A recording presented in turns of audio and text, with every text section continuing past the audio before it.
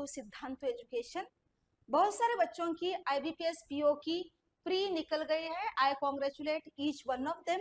And बच्चे लगे हुए हैं PO के मेंस की तैयारी में। एंड उसमें से सबसे इंपॉर्टेंट चीज है डिस्क्रिप्टिव में हम क्या करेंगे। डिस्क्रिप्टिव में पैटर्न चेंज हो गया है। न्यू पैटर्न में क्या है, पहले तो आपको क्या होता था, एसे एंड लेटर राइटिंग होता था। लेटर राइटिंग खैर आज की तारीख में कोई नहीं करता, इसलिए लेटर को हटा दिया गया। एंड उसके बजाय you have to do the reading comprehension. Honestly, reading comprehension is such a thing that you have been doing since your school days. Pre में भी हमने बहुत सारी इसकी प्रैक्टिस की है, तो सच मानो तो ये नई वाली चीज नहीं है, इसलिए आराम से रहना है। लेकिन उसमें क्या करना है, देखो रीडिंग कॉम्प्रिहेंशन में मिनिमम टाइम में मैक्सिमम स्कोर हम कैसे लाए, इसकी चर्चा इस वीडियो में करेंगे। मैं आपको एग्जाम्पल भी दिखाऊंगी कैसे अपने वर्ड लिमिट को कंटिन्यू करना है, कैसे सारी चीजों को समझना है। आजा डिस्क्रिप्टिव की पूरी अगर बात करें तो एसे राइटिंग होगा 15 मार्क्स के लिए एंड रीडिंग कॉम्प्रिहेंशन आपका होगा, it will be for 10 marks. अभी कुल मिला के 25 मार्क्स इसके लिए आ रहे हैं। 25 मिनट्स आपको टाइम दे रहा। अब यहाँ पे टाइम का डिवीजन कैसे करें इसके लिए मैं बाद में आऊंगी। First we are going to see कि रीडिंग कॉम्प्रिहेंशन में क्या क्या करना है, कैसे कैसे करना है। आ जाओ। So we are going to see this one कि व्हाट फर्स्ट। बच्चों को हमेशा यह रहता है कि मैं क्या सॉल्व करूं फर्स्ट, एसे या comprehension. If you ask me honestly, बच्चे पहला करेंगे रीडिंग कॉम्प्रिहेंशन करेंगे। क्यों? कॉम्प्रिहेंशन में आपको कंटेंट की जरूरत नहीं है, means the passage is already given to you, आपको उसको रीड करना है एंड उसके क्वेश्चन के आंसर्स आपको टाइप करने हैं। बेटा टिक मार्क नहीं करना है, टाइप करने हैं, ये एक चीज हमेशा ध्यान रखना है। सो अगर रेडीमेड कंटेंट किसी चीज का आपको मिल रहा है तो you need not to worry about कि मैं क्या करूं, क्या लिखूं, पॉइंट्स क्या होने चाहिए, पहले क्या होना चाहिए, बाद में क्या होना चाहिए, मिडल में क्या होना चाहिए। You need not to worry about that one. Content is ready, सब सिर्फ आपको क्या करना है, रीड करके उसके आंसर्स देने। तो मुझे लगता है कि ऑब्जेक्टिव सारे सॉल्व करने के बाद immediately you are going to go for descriptive. ये एक चीज बहुत इंपॉर्टेंट है, ध्यान में रखना है। ऑब्जेक्टिव एंड डिस्क्रिप्टिव में आपको कोई भी गैप नहीं है। You are not going to have any relaxation और एनीथिंग, आपको गैप बिल्कुल भी नहीं है। इमीडिएटली ऑब्जेक्टिव के बाद आप डिस्क्रिप्टिव करोगे, इसलिए 3 घंटे तक, थोड़ा सा और ही ज्यादा होगा मेरे ख्याल से, उतना देर तक अपने आप को बनाए रखना है। अपनी कैपेसिटी, अपने बैठने की, कंसंट्रेशन की, लिखने की, टाइप करने की कैपेसिटी उतनी हमें खुद को लानी है अपने आप में। तो ये तुरंत ही तुरंत होगा तो एक माइंडसेट तैयार हो जाएगा कि कॉम्प्रिहेंशन में रीड करो, उसके आंसर्स लिखो एंड एट द एंड आप एसे के लिए चले जाओ। कॉम्प्रिहेंशन इसलिए मैं हमेशा सुझाव देती हूँ कि एसे लास्ट में रखना है, कॉम्प्रिहेंशन पहले जाओ। इसमें अब टेक्निकल चीजें क्या है, मेरा फायदा क्या होगा, चलो देखते हैं। पहले इवैल्यूएशन कैसे होता है देख लेते हैं, उसके बाद फायदे की बात करते हैं। इवैल्यूएशन तो देखा आपका ऑटोमेटेड होगा, यानी मैन्युअल नहीं होगा, कोई टीचर लेके नहीं बैठेगा कि आप कितने क्वेश्चन कैसे क्या किए, सब ऑटोमेटेड होगा। इसलिए यहाँ का ग्रामर, यहाँ का स्पेलिंग, यहाँ का punctuation will be checked very very closely. बहुत अच्छे से इसको, ऑटोमेटिक है ना इसलिए, ऑटोमेटेड है इसलिए अच्छे से होगा। ये ग्रामर को ध्यान देना है, स्पेलिंग के ऊपर भी ध्यान देना है। पंक्चुएशन में क्या होता है, हमें तो टेक्सटिंग की या मैसेजेस की हैबिट लगी है, तो इसके फिर भी मैं कहती हूँ हमें 4 ही पंक्चुएशन याद रखने हैं। एक कॉमा हो गया, एक फुल स्टॉप हो गया, एक अपर केस हो गया मेरा, एंड एक मेरा लोअर केस हो गया। बस ये 4, इतना भी अगर आप ख्याल रखो, at the beginning of the sentence upper आता है, देन मिडल में लोअर आता है, फुल स्टॉप, कॉमा, ये सारी चीजें जो हमने स्कूल लेवल में सीखी है एंड इम्प्लीमेंट की है, उन्हीं चीजों को यहाँ पे दोहराना है, चाहे ऐसे हो चाहे रीडिंग कॉम्प्रिहेंशन। तो इवैल्यूएशन आपका ऑटोमेटेड रहेगा, सो इसलिए आपको इन चीजों का ख्याल रखना है। sorry, and the most important thing, you are going to pay attention to relevance, and the most important thing, relevance। मुझे सवाल एक पूछा है एंड मैं आंसर कुछ और चिपका के आ गई हूँ, यानी नहीं बच्चे ऐसे करते कि यहाँ पे ये पढ़ा तो यहाँ पे इसका ये उठा लिया, 4 सेंटेंसेस वहां पे चिपका के आ गए या पूरी फिल्म की स्टोरी लिख के आए, ऐसा अब से नहीं चलेगा बेटा। You need to read the question and you are answering that question. ये हमेशा याद रखना है, relevance is the key of getting the marks along with these points. ये क्लियर हो गया। अब आ जाते हैं पैसेजेस कैसे होते हैं मेरे। ऑलवेज रिमेंबर आपके सारे पैसेजेस डुएबल होते हैं, मॉडरेट लेवल के होते हैं एंड नॉन फिक्शन। 99.99% ये नॉन फिक्शन के होंगे, फिक्शन के नहीं होंगे। नॉन फिक्शन के होते हैं तो क्या होता है, क्लैरिटी होती है, इंफॉर्मेशन हमें जल्दी जल्दी समझ में आती है, ऐसे वाले होते हैं, डुएबल होते हैं। आपको यहाँ पे चेक क्या करना है, उनको आपका क्या इवेल्युएट करना है, वो आप टाइपिंग कितना कर पाते हो ये भी देख रहे हैं। आपका इंग्लिश का नॉलेज तो उन्होंने खैर देख लिया ऑब्जेक्टिव में, यहाँ पे देख रहे हैं कि आप एक्सप्रेस कितना कर पाते हो अपने खुद के वर्ड्स में कितना। और क्या, आप जितना भी पढ़ रहे हो, रीड कर रहे हो, उसका आपको समझ में क्या आ रहा है, आप वहां पे एक्सप्रेस क्या कर रहे हो, ये सारी चीजें होंगी। पैसेज अगर मुझे कोई पूछे कि लॉन्ग पैसेज हो या शॉर्ट पैसेज हो, खैर ये तो प्रेडिक्शन की बात है। अगर मुझे कोई पूछे कि लॉन्ग पैसेज अच्छा रहेगा या शॉर्ट, मैं कहूंगी लॉन्ग पैसेज। क्योंकि जब कोई ऑथर लिखने के लिए बैठता है, अगर लेंदी पैसेज लिखना है, यानी वो क्या करेगा, सारी की सारी चीजें वहां पे वो खुद ही डिस्क्राइब करेगा, आपको सिर्फ वो पॉइंट्स निकाल के आपके आंसर में डालने हैं बस। अगर शॉर्ट पैसेज आएगा तो सारी चीजें कंडेंस्ड होगी, उसको जो भी कहना है वो इतने कॉम्पैक्ट फ्रेजेस में देगा कि आपको वो उन चीजों को डीकोड करना पड़ेगा। डीकोड करना पड़ेगा आपको, अपनी लैंग्वेज में सारी चीजें खोल के बतानी होगी, वो थोड़ा सा दिक्कत वाला काम हो सकता है। इसलिए जितना पैसेज लेंदी होता है उतना उसमें डिस्क्रिप्शन ज्यादा होता है, एंड शॉर्ट पैसेज में आपको डीकोडिंग करने की जरूरत होती है, शायद वहां पे टाइम ज्यादा लग सकता है। तो ये तो प्रेडिक्शन की बात हो गई, लेकिन ऐसा भी तो हो सकता है लॉन्ग पैसेज कॉम्पैक्ट हो सकता है, या शॉर्ट पैसेज में सारा डिस्क्रिप्शन जितना चाहिए हमारे क्वेश्चन के हिसाब से वो आ भी सकता है। तो खैर ये तो प्रेडिक्शन की बात हो गई। अब देखते हैं ऑल अबाउट क्वेश्चंस, कितने क्वेश्चंस आएंगे, हमारा फायदा क्या होगा, जो पीछे वाला पॉइंट छूटा था वो हम देखते हैं। आपको कुल मिला के 4 से 5, लेकिन मैं तो पकड़ के चल रही हूँ 5 क्वेश्चंस आएंगे, क्योंकि इस साल पहला साल है उनका कॉम्प्रिहेंशन रीडिंग ऐसे डिस्क्रिप्टिव में लाने का। 5 क्वेश्चंस होंगे, क्योंकि अगर 5 into 2 10 मार्क्स का अगर हम हिसाब करेंगे तो 5 क्वेश्चंस रहेंगे। आपको हर क्वेश्चन का आंसर जो देना है बेटा 20 to 30 वर्ड्स में देना है। अगर आप हिसाब लगा दो 5 into अगर 20 क्वेश्चन भी मान लो तो ये हिसाब होगा हमारा 100 to 150 वर्ड्स का होगा। तो एक राइटिंग उन्होंने निकाला, तो उसके बदले आपको वर्ड्स कितने लिखवाने हैं उनको, 100 या 150 वर्ड्स लिखवाने हैं। तो ये हिसाब मेरे ख्याल से पूरा हो जाएगा। 20 to 30 वर्ड्स का आंसर एंड 5 क्वेश्चंस होंगे। क्वेश्चन का नेचर क्या होगा, क्वेश्चंस होंगे कंपैरिजन के होंगे, ड्रॉबैक्स क्या होंगे, प्लस पॉइंट्स क्या होंगे, पैसेज का टोन क्या होगा, सेंट्रल आइडिया, जिस्ट, समरी, ये क्या होगा, ऐसे वाले कुल मिला के आपको सवाल आएंगे।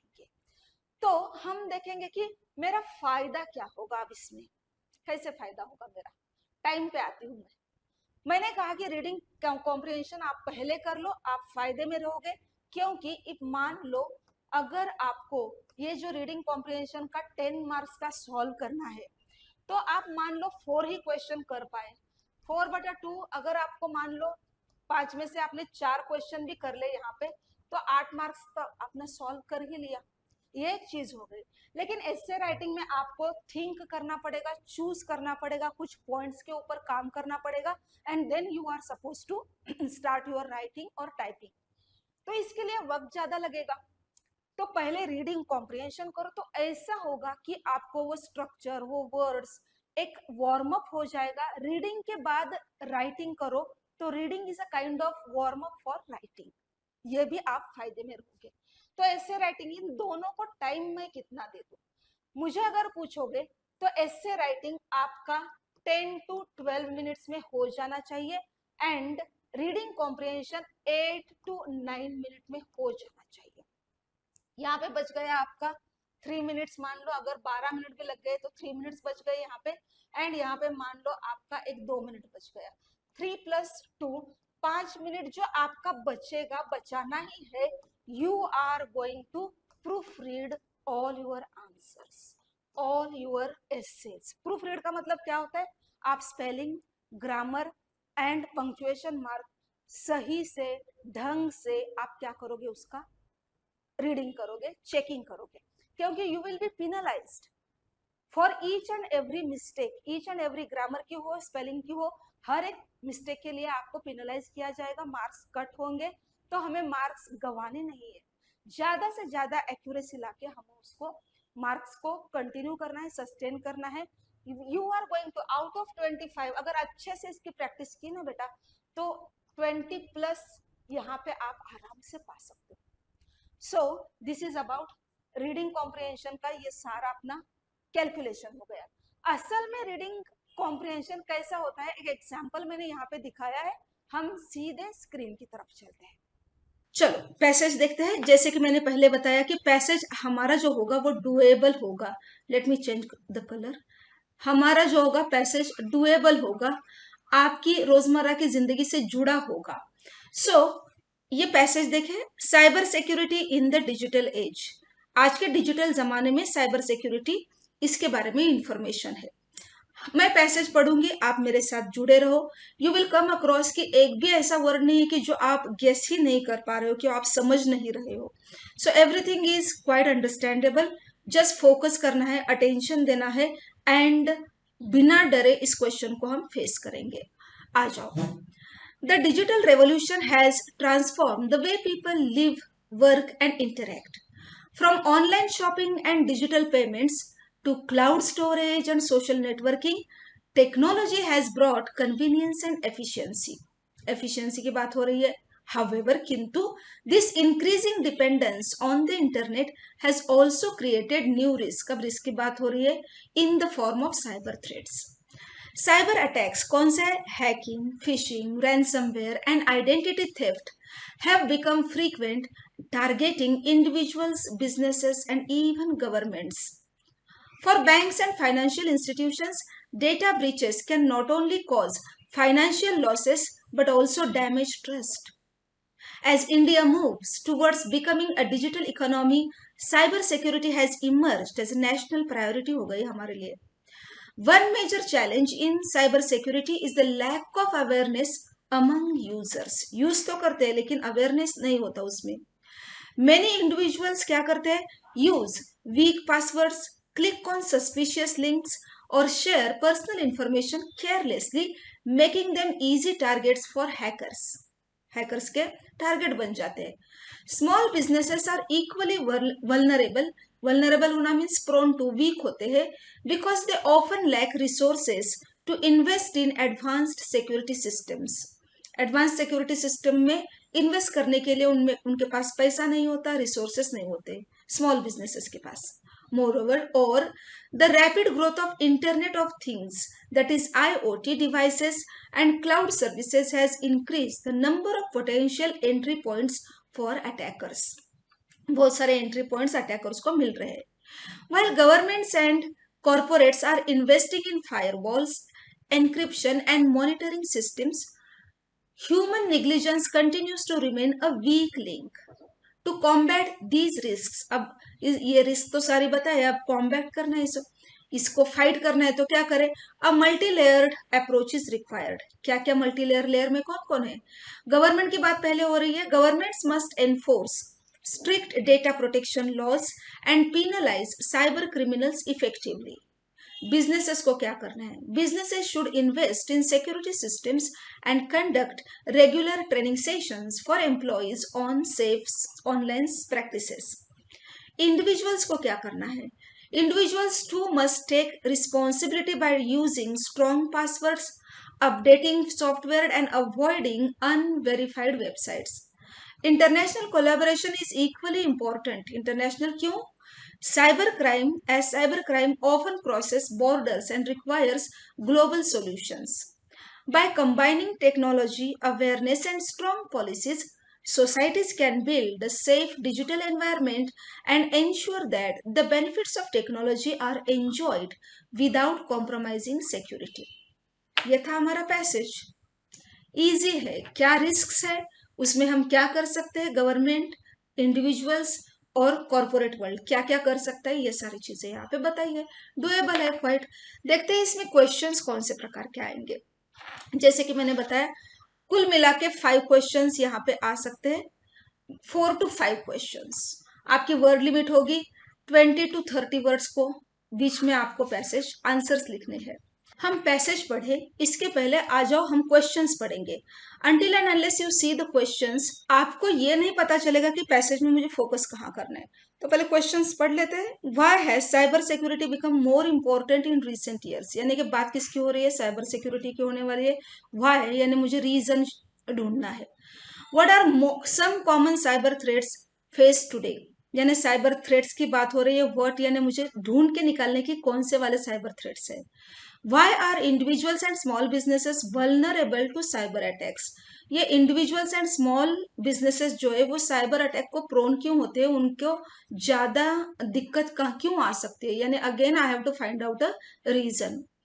How can cyber security risk be minimised, यहाँ पे रीजन पूछा है, यहाँ पे हाउ कैन ये मिनिमाइज कर सकते हैं, यानी इसका क्या सोल्यूशन पूछा है, यानी पैसेज में वो भी दिया होगा। Why is international cooperation essential in cyber security, यानी सॉल्यूशन का ही एक हिस्सा है कि हम साइबर सिक्योरिटी के लिए इंटरनेशनल कोऑपरेशन की मांग क्यों करें। कुल मिला के देखोगे आप 5 में से 3 क्वेश्चन जो है वो रीजन मांग रहे हैं, यानी कहीं तो पैसेज में होगा। होगा ये कि जब आप पैसेज पढ़ते हो तो उसमें आपको ध्यान देना है कि जहां पे भी रीजन सॉल्यूशन बता रहे उसको टिक मार्क करते जाना है।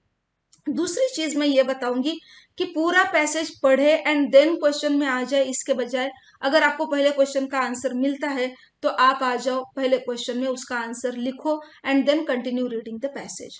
फिलहाल यहाँ पे मैं आपकी सहूलियत के लिए पूरा पैसेज पढ़ूंगी एंड उसके बाद हम सारे क्वेश्चंस देखेंगे। कुछ क्वेश्चन मैं आपके लिए भी रखने वाली हूँ। क्लियर है सबको? चलो पैसेज पढ़ते हैं। So after reading the passage we are going to face the questions. Why has cyber security become more important? क्यों इंपॉर्टेंट हो रही है आज की तारीख में। अगर हमने पैसेज देखा तो उसमें मिला है क्यों इतना इंपॉर्टेंट है, why reason. As per the passage हमेशा याद रखना है आपको वर्ड लिमिट है 20 to 30 वर्ड्स का है। अगर आपको कंटेंट कम पड़ रहा है तो आप जाओगे as per the passage, as mentioned in the passage, in the passage यानी इतने सारे वर्ड्स आप क्या कर सकते हो, ऐड कर 1 2 3 4 5 या फिर 1 2 3 4 3 से 4 वर्ड्स आप ऐड भी कर सकते हो। एंड अगर ज्यादा हुआ तो क्या करेंगे देखो। Then the most important thing, बहुत इंपॉर्टेंट टिप है मैं बताने जा रही हूँ आपको कि यहाँ पे जो क्वेश्चन है उसी क्वेश्चन के वर्डिंग आपको उठा के पहले लेने हैं। देखो जहां पे भी वाई से बात होती है तो आप कहोगे इज, एज कहोगे, बिकॉज कहोगे, सिंस कहोगे, यानी कि ऐसे वाले वर्ड्स के जो आपको कारण देने के लिए आगे कंजंक्शन के रूप में यूज कर सकते हो, ऐसे वाले वर्ड्स। तो क्या है, as per the passage the cyber security, देखो मैंने यहां से उठाया, the cyber security has become, यहाँ पे ले लो has become more crucial, important की जगह मैंने लिखा है क्रूशल, इन रिसेंट ईयर्स के बाद में इसके लिए लिखा मैंने इन दीज ईयर्स लिखा। अगर आपको सूझ नहीं रहा है तो क्वेश्चन उठा के ऐसे ही यहाँ पे कट कॉपी करो, कोई बात नहीं, कट कॉपी मीन्स आपको टाइप करना पड़ेगा। As per the passage the cyber security has become more crucial in these years, अगर आप इसको रिफ्रेश कर पाते हो तो अच्छी चीज है, नहीं कर पाते तो टेंशन नहीं लेने का। इतना हो गया मेरा, बिकॉज फिर क्या, क्यों, digital dependence in banking and financial sector में क्या हो गया, बहुत बढ़ गया है, ये पैसेज में आया है, आप जाके देखो। विच कि इसके चलते क्या हुआ, which has led to, led के बाद टू आएगा, increasing risk of online frauds and attacks हो रहे हैं। सारा मैंने काउंट किया 35 वर्ड्स आ रहे हैं, तो अब मैं नाउ व्हाट, मैं क्या करूं, निकाल दो ना, मैंने जैसे पहले बताया 4 या 5 वर्ड यहां से आप निकाल सकते हो। यानी कि कुल मिला के आपको 25 20 30 यहां तक अपने हर एक क्वेश्चन की लेंथ रखनी है, तो कुल मिला के आप इसको अटेम्प्ट कर पाओगे अच्छे से। नहीं तो आप क्या करोगे, एक क्वेश्चन है उसका भला लंबा चौड़ा आंसर लिखते बैठोगे, वैसा नहीं करना है, लिमिटेड रखना है हर चीज को। क्लियर है? पहला वाला क्वेश्चन आप पैसेज में पीछे जाके देख सकते हो, वीडियो में जाके देख सकते हो। Question number 2, what are some common cyber threats face today, कौन से वाले थ्रेट्स है ये भी देखो मैंने उठाया है क्वेश्चन से। The common cyber threats that are mentioned in the passage. मेरे पास कंटेंट कम है, मैं 20 वर्ड से थोड़ा इतना ही होगा तो मैंने और बढ़ाया इसको, क्या, that are mentioned in the passage, passage के तहत, as per the passage, as mentioned in the passage और that are included in the passage, ये वाले फ्रेजेस करके रख रहे हैं, ये आपके टेम्पलेट्स है। ओके, क्या है, आर हैकिंग, ये तो आपने, अगर जिसने पैसेज अच्छे से सुना है, मेरे साथ पढ़ा है, तो ये सारे वर्ड्स वहां पे मैंने उठाए हैं वहां से। हैकिंग है, फिशिंग है, रैंसमवेयर है, and identity theft that target, किसको टारगेट करते हैं, इंडिविजुअल्स को, बिजनेसेस को एंड इवन गवर्नमेंट्स को। मेरे 24 वर्ड्स आ गए, ठीक है कोई बात नहीं, 20 to 30 से हमें करना है, तो ये हो गया मेरा सही। आगे चलते हैं, क्वेश्चन नंबर 3 में चलते हैं। Why reason individuals and small businesses vulnerable to cyber attacks? Why है, यानी मुझे पूरा ये उठाना है क्वेश्चन में से, एंड पहले एज मैंने, जैसे मैंने कहा, एज पर द पैसेज और as mentioned in the passage, ये ऐड करना है। Individuals and small businesses are vulnerable to cyber attacks because, इतना तो मैंने क्वेश्चन से उठा लिया, बिकॉज दे यानी कौन, ये small businesses and individuals often use, क्या यूज करते हैं, वीक पासवर्ड यूज करते हैं, क्लिक ऑन सस्पिशियस लिंक्स, ये भी पैसेज में जैसा है वैसा ही उठाया है। अगर आपको इतना वक्त नहीं मिल रहा है कि आप उसको रिफ्रेश करो, हटाओ, अगर आपका आंसर रेलेवेंट है, क्वेश्चन के रेलेवेंट है, तो आपको मार्क्स मिलने ही मिलने हैं। Okay, click on suspicious links while, अब देखो ये मैंने थोड़ा सा रिफ्रेश किया यहाँ पे। वाइल स्मॉल बिजनेसेस का प्रॉब्लम क्या है, स्मॉल बिजनेसेस लैक फंड्स, उनके पास फंड्स नहीं होते, किसके लिए, एडवांस सिक्योरिटी मेजर्स के लिए, एंड उनके पास रिसोर्सेज भी नहीं होते। मेरे 33 वर्ड्स आ रहे, तो एज पर द पैसेज निकाल दो, हटा दो इसको, directly individual and small businesses से शुरू कर दो। समझ में आ रही है बात, इतना घबराने की, हाइप होने की कोई बात नहीं है।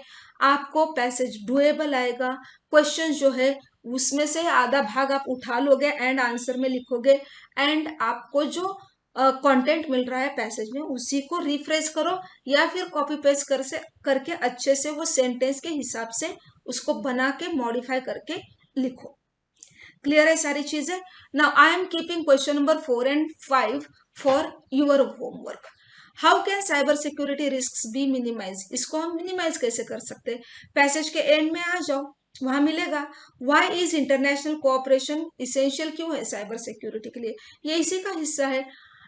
एंड के जो मैं यहाँ पे दिखाती हूँ, एंड के जो चार पांच यहाँ पे, टू कॉम्बैट दीज थ्रेट्स, यहाँ पे 4-5 सेंटेंसेस में आपको इसका आंसर मिल जाएगा, टाइप करो।